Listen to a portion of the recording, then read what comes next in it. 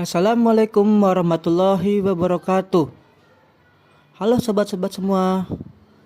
Perkenalkan, nama saya Angki Aulia Muhammad, seorang Latsar CPNS Kementerian Agama tahun 2025. Gelombang 8, Angkatan 22, Kelompok 3, nomor daftar hadir 21. Saat ini saya akan meresume Modul 3 Agenda 1 tentang kesiapsiagaan bela negara. Berikut adalah resumenya. Kesiapsiagaan bela negara merupakan suatu keadaan siap siaga yang dimiliki oleh seseorang baik secara fisik, mental, maupun sosial dalam menghadapi situasi kerja yang beragam yang dilakukan berdasarkan kebulatan sikap dan tekad secara ikhlas dan sadar disertai kerelaan berkorban sepenuh jiwa raga yang dilandasi oleh kecintaan terhadap Negara Kesatuan Republik Indonesia atau NKRI berdasarkan Pancasila dan Undang-Undang Dasar Negara Republik Indonesia tahun 1945 untuk menjaga, merawat, dan menjamin kelangsungan hidup berbangsa dan bernegara. Aplikasi dari latihan kesiapsiagaan bela negara ini juga akan menjadi modal penguatan jasmani, mental, dan spiritual dalam pelaksanaan tugas CPNS yang memiliki fungsi utama sebagai pelaksana kebijakan publik atau pelayan publik. Nilai-nilai bela negara memiliki beberapa indikator. Terdapat 5 indikator tentang nilai-nilai bela negara. Berikut adalah kelima hal tersebut. 1. Cinta tanah air. 2. Kesadaran berbangsa dan bernegara. 3. Yakin akan Pancasila sebagai ideologi negara. 4. Rela berkorban untuk bangsa dan negara. Dan 5. Memiliki kemampuan awal bela negara. Dasar hukum bela negara. Untuk terwujudnya kesiapsiagaan bela negara, maka dalam Undang-Undang Dasar, pemerintah telah mengatur tentang bela negara.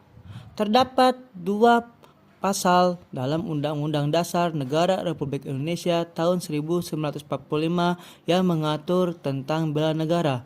Berikut adalah salah duanya.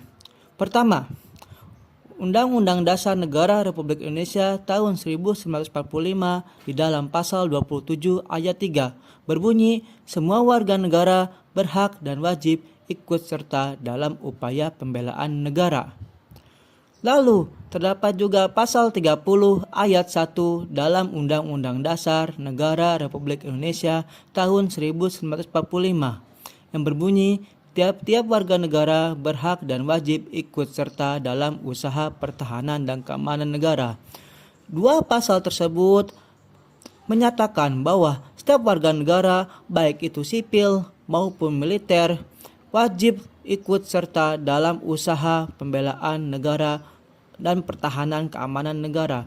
Tidak hanya militer, tetapi sipil pun wajib untuk bersedia jika negara membutuhkan, apalagi saat negara sedang terdesak. Lalu, hukum bela negara pun diatur dalam Undang-Undang Nomor 3 Tahun 2002 tentang Pertahanan Negara, Undang-Undang Nomor 23 Tahun 2019 tentang Pengelolaan Sumber Daya Nasional untuk Pertahanan Negara, dan di dalam Permenhan Nomor 32 Tahun 2016 tentang Pedoman dan Pembinaan Kesadaran Bela Negara. Aturan-aturan tersebut diadakan oleh pemerintah sebagai payung hukum penyelenggaraan kegiatan bela negara. Oleh karena itu, warga negara diwajibkan untuk bisa berpartisipasi dalam kegiatan bela negara.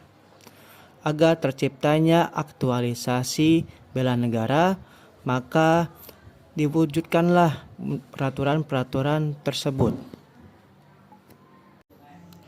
Kesiapsiagaan bela negara membutuhkan kemampuan awal bela negara Artinya, kesiapsiagaan tidak muncul secara instan melalui proses yang panjang, pelatihan yang tertib dan teratur, melalui olahraga, olah rasa, olah pikir, dan penggemblengan fisik, mental, sosial, dan spiritual, maka akan muncul kesiapsiagaan bela negara. Kesiapsiagaan bela negara memiliki beberapa manfaat, di antaranya 1. Membentuk sikap disiplin waktu, aktivitas dan pengaturan kegiatan lain. 2. Membentuk jiwa kebersamaan dan solidaritas antar sesama rekan seperjuangan. 3. Membentuk mental dan fisik yang tangguh. 4. Menanamkan rasa kecintaan pada bangsa dan patriotisme sesuai dengan kemampuan diri. 5. Melatih jiwa leadership dalam memimpin diri sendiri maupun kelompok dalam materi team building. 6. Membentuk iman dan takwa pada agama yang dianut oleh individu. 7. Berbakti kepada orang tua, bangsa, dan agama. 8. Melatih kecepatan ketangkasan, ketepatan individu dalam melaksanakan kegiatan. 9. Menghilangkan sikap negatif seperti malas, apatis, boros, egois. Dan 10 manfaatnya yaitu membentuk perilaku jujur, tegas, adil, tepat, dan kepedulian antar sesama.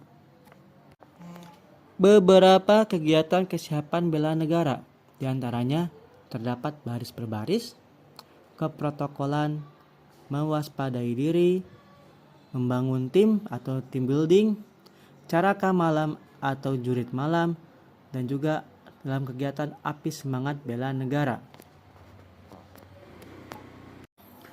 Di video ini pun saya akan menjelaskan tentang tata letak dalam sebuah kegiatan resmi.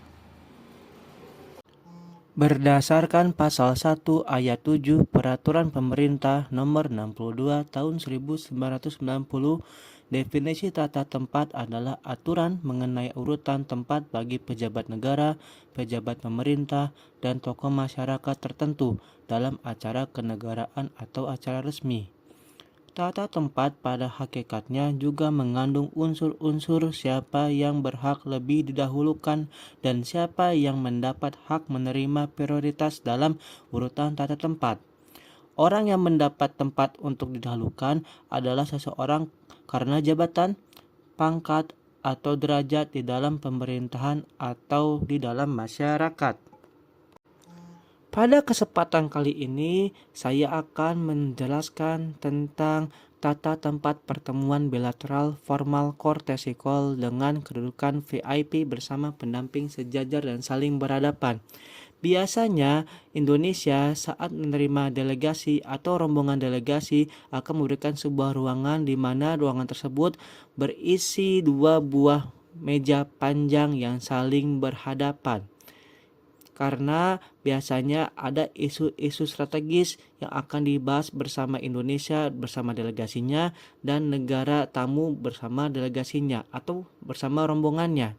Di dalam ruangan tersebut wajib disediakan lambang burung Garuda sebagai lambang negara. Lalu ada foto presiden sebelah kanan dari burung Garuda dan foto wakil presiden di sebelah kiri dari burung Garuda. Di depannya harus ditempatkan masing-masing bendera dari Indonesia dan bendera tamu yang datang. Nah, di meja panjang tersebut, di tengah-tengahnya ditempatkan bendera kecil yang mempresentatifkan negara Indonesia bersama negara tamu yang datang. Karena ini biasanya akan membahas isu-isu penting, biasanya akan ditempatkan pers di antara 2 meja di ujungnya. Itu nanti pers akan memberitakan, mengambil gambar, bahkan memberikan narasi untuk beritanya untuk diberitakan kepada khalayak ramai di luar sana. Nah, demikian penjelasan singkat saya tentang video ini. Semoga bermanfaat bagi kita semua. Wassalamualaikum warahmatullahi wabarakatuh.